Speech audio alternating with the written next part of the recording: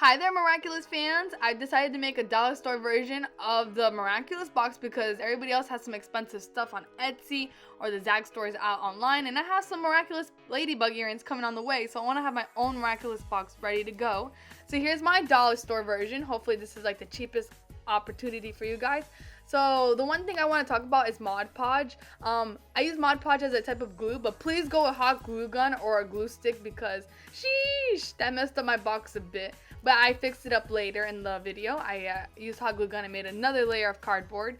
But yes, I use some substitutions. Now if you don't have red vinyl, I just say I'm going to post a template and just cut the template out the way it is. And then just put it on top of the box you have. And then just take a red paint and paint through those little lines that you have cut. It might not be accurate, but it is something. And just use the Mod Podge just to clear the black paint on the box. Now I didn't do it for my Miraculous box because I like the texture of wood, and my Miraculous box was made out of cardboard, but with the paint it feels like wood, so I'm gonna keep it like that. But if you do want to steal your box, just use the Mod Podge. Here's a lovely template that I found on Google. Here's a chunk of the materials I used from the dollar store. So I got the red felt from the vinyl store, some vinyl paper, but I didn't use this one because I already had some cut red vinyl.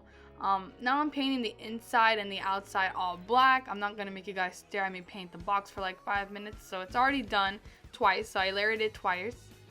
You don't have to, but I decided to. It's still wet inside, but that's why I'm letting it dry out while I cut the other ones. But since the cap is dry, I am going to take the cap circumference, and I'm going to take my black Sharpie that I had put in the list, and I'm going to go around it. Now that it's done, I'm going to double check it, and it fits perfectly, so I'm going to cut it. Now that it's cut, you can see the black lines, so I'm going to flip it over because we don't want to see those black lines at all.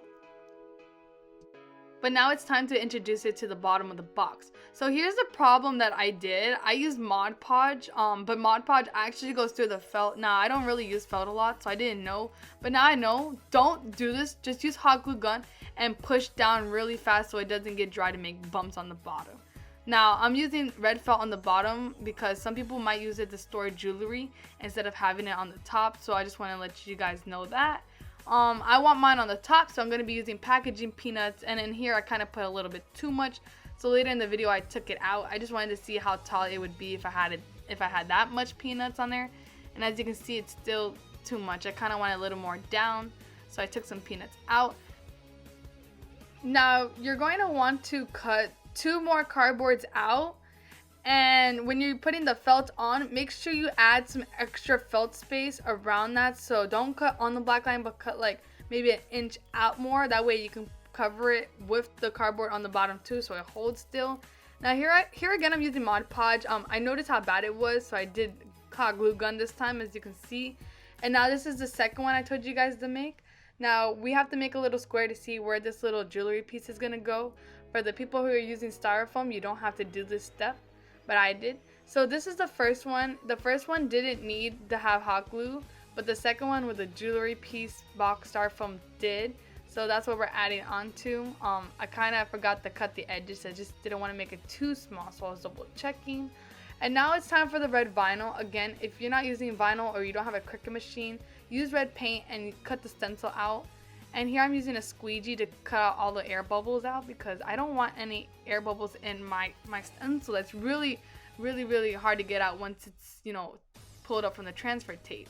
So I'm triple checking they're all out. After I pulled the transfer tape up, I was done weeding after 2 hours. I put it on top of the box so you wouldn't have to stare at me do this. And then I showed you guys what it looked like inside and with earrings, and I'm so excited how it came out. If you guys do this, please let me know in the comments how it went. Please subscribe, and I love you guys.